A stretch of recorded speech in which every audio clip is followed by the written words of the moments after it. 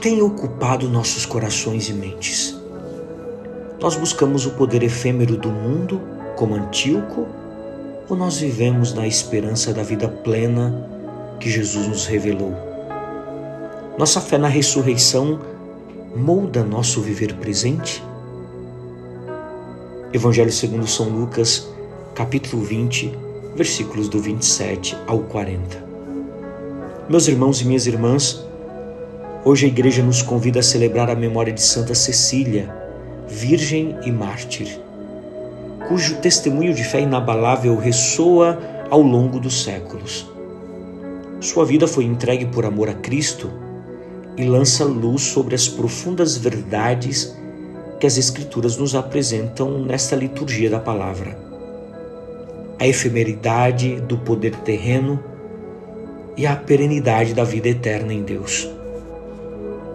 A primeira leitura do livro dos Macabeus nos coloca diante da morte de Antíoco IV Epífanes. O texto nos mostra um rei outrora poderoso que ousou profanar o templo de Jerusalém e perseguir cruelmente o povo de Deus. No leito de morte, porém, ele é acometido por uma dor lancinante e por uma profunda angústia. Ele reconhece que seu sofrimento é um castigo divino por suas atrocidades contra Jerusalém. Em sua mente surge a convicção de que morreria numa terra estrangeira, vítima do seu próprio orgulho e de suas ações impiedosas. É um lamento carregado de desespero, não de um verdadeiro arrependimento que busca conversão, mas da constatação amarga de um fim trágico.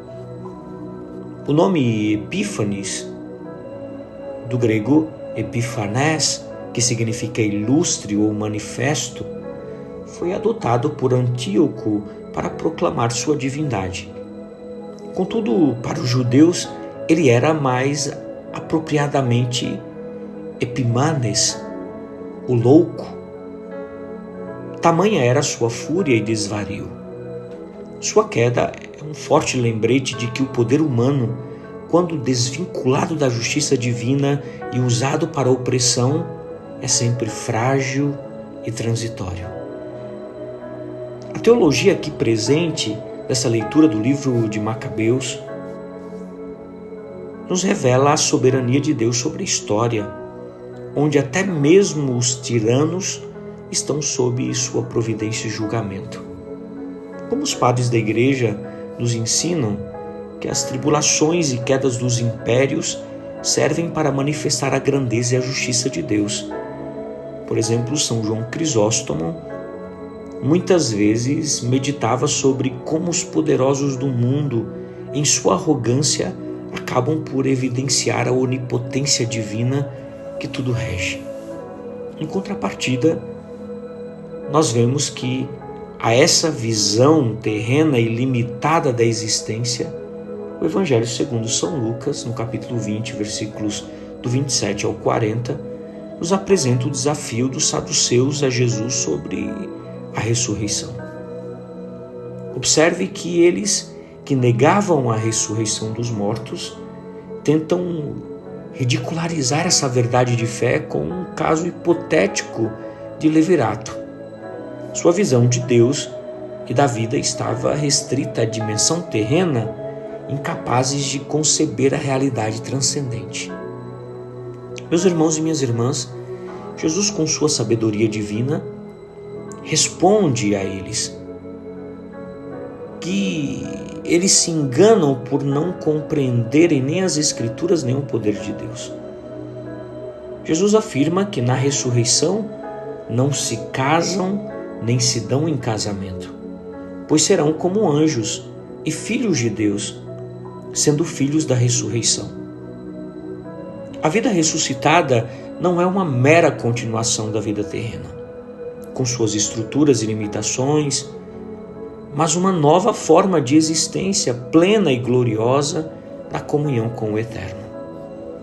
A grande revelação de Jesus reside em sua afirmação fundamental: Deus não é Deus de mortos, mas de vivos. pois para ele todos vivem. São Lucas capítulo 20, versículo 38. O termo Theos aqui se refere ao Deus vivo e pessoal, o mesmo que se revelou a Abraão, a Isaque e a Jacó. A recordação desses patriarcas, mesmo séculos após suas mortes, comprova que eles estão vivos para Deus, ou seja, participam de uma existência que transcende o tempo e o espaço terrenos. A teologia aqui do Evangelho de hoje, essa mensagem é sobre a fidelidade de Deus à sua aliança e do seu poder criador que não se detém diante da morte. Ele é o Deus dos vivos e não dos mortos. Meus irmãos e minhas irmãs, essa visão transformadora de Jesus nos convida a reavaliar as nossas próprias prioridades e os nossos apegos.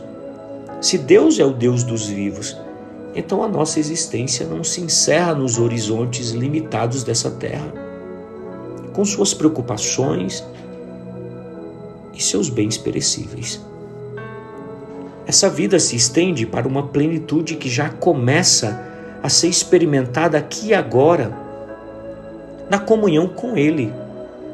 Santo Agostinho, em suas confissões, incessantemente nos lembra que o nosso coração está inquieto enquanto não encontrar repouso em Deus.